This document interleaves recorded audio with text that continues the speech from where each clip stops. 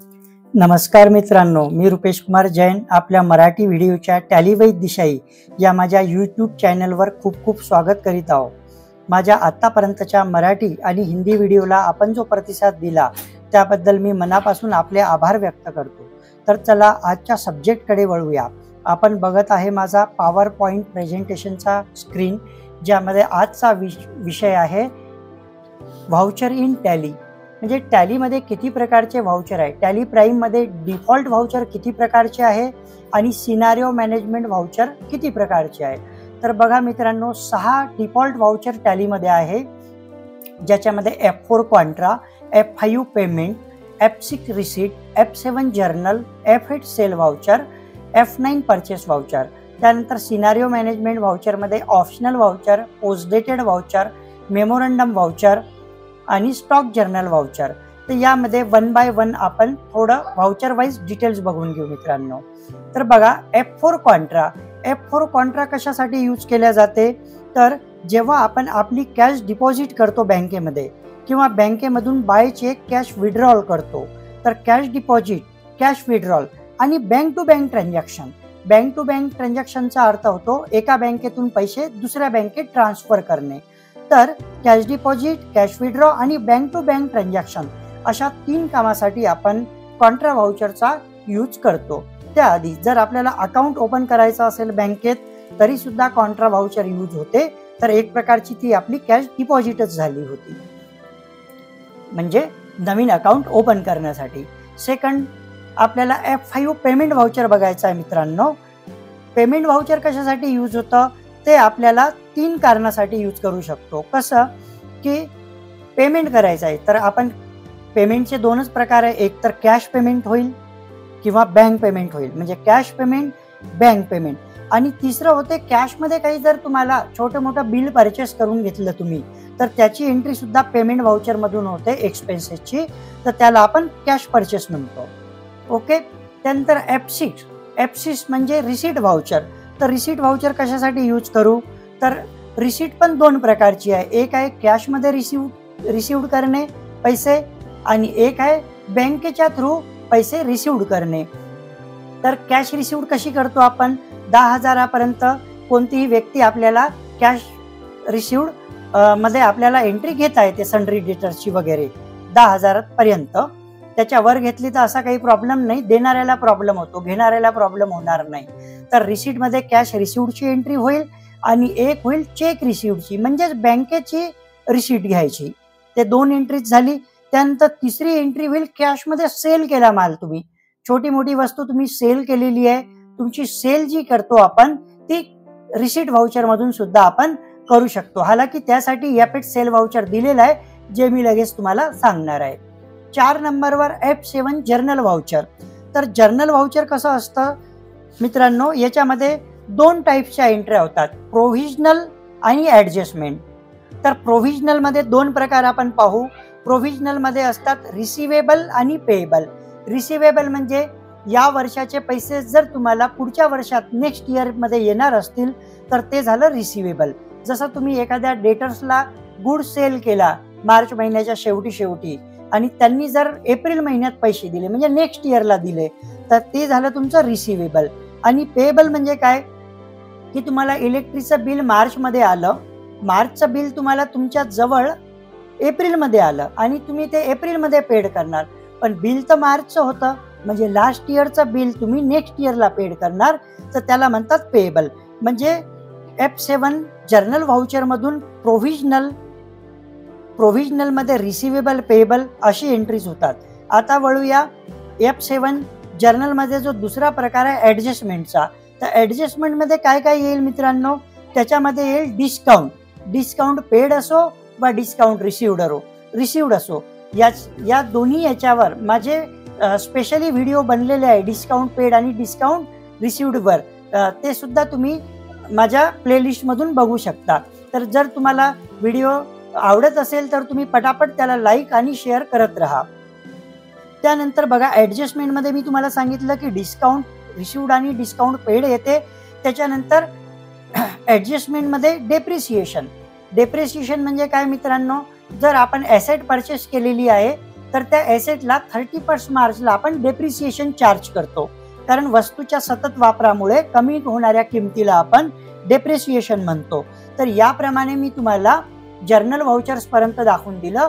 आता sale voucher. Sale voucher म्हणजे काय की F8 सेल मधून आपण सिंपल सेल आणि आयटम वाईज सेल अशा 2 टाईपच्या सेल करू शकतो. त्यामध्ये सुद्धा कॅश सेल आणि क्रेडिट सेल. आता F9 परचेस मध्ये काय होईल मित्रांनो, तर F9 परचेस मध्ये सुद्धा 2 प्रकारची परचेस होईल, कॅश परचेस आणि क्रेडिट परचेस. त्यामध्ये सुद्धा सिंपल परचेस आणि आयटम वाईज परचेस. तर याप्रमाणे आपले डिफॉल्ट 6 व्हाउचर इथे संपलेले आहे. आता सिनारिओ मॅनेजमेंट व्हाउचर कडे वळू आपण. मी तुम्हाला 6 व्हाउचर टॅलीमध्ये कसे दिसतात हे पण दाखवून देईल. आता बघा की इथे आपल्याला पाहायचं आहे सिनारिओ मॅनेजमेंट व्हाउचर. तर सिनारिओ मॅनेजमेंट व्हाउचर मध्ये ऑप्शनल व्हाउचर. ऑप्शनल व्हाउचर म्हणजे काय की हे एक नॉन अकाउंटिंग व्हाउचर आहे. तुम्ही जर ऑप्शनल व्हाउचर मध्ये एंट्री घेतली तर त्याचा लेजर मध्ये इफेक्ट होत नाही. म्हणजे ऑप्शनल व्हाउचर मध्ये केलेली एंट्री लेजरला अफेक्ट करत नाही. तर ती एंट्री तुम्हाला डेबुक मधून आणि ऑप्शनल व्हाउचरच्या कमांड मधून कधी पण बघता येईल. त्यानंतर पोस्ट डेटेड व्हाउचर. हे सुद्धा एक काय आहे की हे एक नॉन अकाउंटिंग व्हाउचर आहे, पण याची स्पेशालिटी काय आहे, जसं ऑप्शनल व्हाउचर तुम्हाला फक्त दिसतं, ते लेजरला येणार नाही. हालाकी ऑप्शनल व्हाउचरला कंट्रोल L प्रेस करून तुम्ही त्याला ऑप्शन मध्ये टाकू शकता आणि तुम्हाला लेजरला पाहिजे असेल तर पुन्हा त्या लेजरला रिकॉल करून कंट्रोल L ने तुम्ही काय करू शकता, लेजरला आणू शकता. पोस्ट डेटेड थोडं वेगळं आहे. पोस्ट डेटेड मध्ये एंट्री आपण का करतो, सपोज आपला कोणता एम्प्लॉई बाहेर गावी जाणार आहे आणि तो 4 ते 5 दिवसांनी परत येणार आहे, त्याला आपण जवळजवळ 2000 रुपये देऊन टाकलेले आहे. तर आठवणीसाठी त्याच वेळेस पोस्ट डेटेडला डाटा एंट्री करून घ्यायची आणि आपल्याला माहित आहे तो की 4 ते 5 दिवसात येईल. तर 4-5 दिवसानंतरची आपण जर तारीख दिली पोस्ट डेटेडला, तर ज्या वेळेस ती तारीख येऊन जाईल तर आपल्या लेजरला ती एंट्री अफेक्ट करून जाईल, म्हणजे जेव्हा ती डेट अप्रोच होईल तेव्हा. तर तसं पाहिलं तर ऑप्शनल आणि पोस्ट डेटेड सेम आहे. ऑप्शनल मध्ये तुम्हाला स्वतः रिकॉल करावं लागेल आणि पोस्ट डेटेड मध्ये डेट प्रमाणे अप्रोच होऊन जाईल. त्यानंतर मेमोरंडम व्हाउचर म्हणजे काय, तर मेमोरंडम व्हाउचर सुद्धा आपल्या लेजरला अफेक्ट करत नाही, पण ते आपल्या आठवणीसाठी राहतं की ज्याला कोणाला आपण पैसे दिलेले आहे तर मेमोरंडम व्हाउचरच्या रजिस्टर मध्ये त्याची नोंद होते आणि ते नेहमी तुम्हाला पेंडिंग दिसेल तिथे. ओके, त्याचा लेजरला अफेक्ट होणार नाही. स्टॉक जर्नल व्हाउचर याच्याबद्दल ऐकून घ्या मित्रांनो. स्टॉक जर्नल व्हाउचर कशासाठी यूज होते, तर स्टॉकची ऍडजस्टमेंट करण्यासाठी ते व्हाउचर यूज होते. तर स्टॉकची ऍडजस्टमेंट म्हणजे काय, तुम्हाला माहित असेल 31 मार्च आलं की जे वर्कशॉप मॅनेजर आहे किंवा स्टॉक डिपार्टमेंटचे लोक आहे त्यांना भरपूर काम असते की अकाउंटिंगच्या नुसारच त्यांचा ऍक्च्युअल स्टॉक पण काय झाला पाहिजे, टॅली झाला पाहिजे. सपोज करून की एखादा 125 किलो गुड्स आपल्याला टॅलीमध्ये दिसत आहे स्टॉकमध्ये, किती 125 किलो. आणि जर ऍक्च्युअल मोजायला गेलो तर वर्कशॉप डिपार्टमेंटमध्ये म्हणा किंवा स्टॉक डिपार्टमेंटमध्ये म्हणा, तो माल 105 किलो भरत आहे. मग आता 20 किलो माल कुठून येणार, तर होऊ शकते कधी लॉस्ट होऊन जातो, तर कधी माल फूट होतो क्वांटिटी मध्ये, तर कधी मालाची कधी नासधूस होऊ शकते, डॅमेज होऊ शकते. तर अशा वेळेस निव्वळ जो माल आहे ना, तो माल किती आहे, 105 किलोच भरत आहे आणि कॉम्प्युटरला 125 किलो आहे. तर आपण तो माल तर कुठून भरून आणू शकत नाही.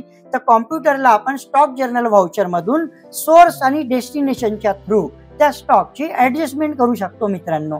तर चला आता आपण वळूया माझ्या टॅलीच्या स्क्रीनकडे.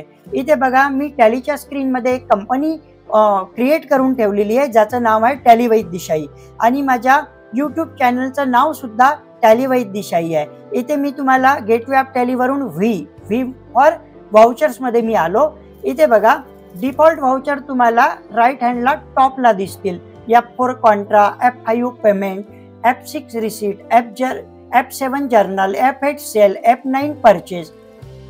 ओके, आणि जे तुमचे सिनारिओ मॅनेजमेंट व्हाउचर आहे, त्याच्यामध्ये ऑप्शनल व्हाउचरचा यूज कसा होतो, तर इथे कंट्रोल एल. सपोज आपण पेमेंटमध्ये गेलो, समजा आता मेमोरंडम आहे, मी याचा यूज तुम्हाला सांगून दिला. आपण F5 पेमेंटमध्ये जाऊ आणि कंट्रोल एल केल्यावर बघा इथे ऑप्शनल आला. आता इथे जर कोणती ऑप्शनल एंट्री तुम्ही सेव्ह केली तर ती एंट्री तुम्हाला लेजरला अफेक्ट करणार नाही. डेबुकमधून किंवा तुम्ही ऑप्शनल व्हाउचरच्या लेजरमधून तिथून ऑप्शनल व्हाउचरमधून तुम्ही पाहू शकता. त्याच्यानंतर कंट्रोल टीने काय होते की इथे पोस्ट डेटेड व्हाउचर होते. ओके, आणि मेमोरंडम आणि stock general voucher alt F7 ने तुम्हाला इथून दिसून जाईल. बघा इथे सोर्स आणि इथे डेस्टिनेशन, याप्रमाणे त्याची डाटा एंट्री करून स्टॉकला ऍडजस्ट करता येते. तर मित्रांनो, हा व्हिडिओ बनवण्यासाठी खूप मेहनत लागते, त्यामुळे तुम्ही या व्हिडिओला मनापासून बघितलंच असेल. शेवटपर्यंत माझा व्हिडिओ बघण्यासाठी मी तुम्हाला धन्यवाद देतो आणि यापुढेही माझे सर्व व्हिडिओ 1 बाय 1 बघत राहा. मित्रांनो, खूप नॉलेजेबल माझे व्हिडिओ असतात आणि ॲक्च्युअल प्रत्येक डाटा एंट्री मी यातून तुम्हाला करून दाखवत असतो. प्रॅक्टिकली अकाउंटिंग तुमची ऑनलाईन माझे व्हिडिओ बघितल्याने सुद्धा होते. जरी काही तुम्हाला या व्हिडिओमध्ये अडचण असेल, काही क्वेश्चन असेल, डाऊट असेल, तर तुम्ही मला पटापट डाऊट क्लिअर करून घेऊ शकता कॉमेंट्सच्या थ्रू. मी नक्कीच तुमच्या कॉमेंट्सला आन्सर देईल. तर चला मित्रांनो, आजच्या व्हिडिओमध्ये येथेच थांबूया. जय हिंद, वंदे मातरम.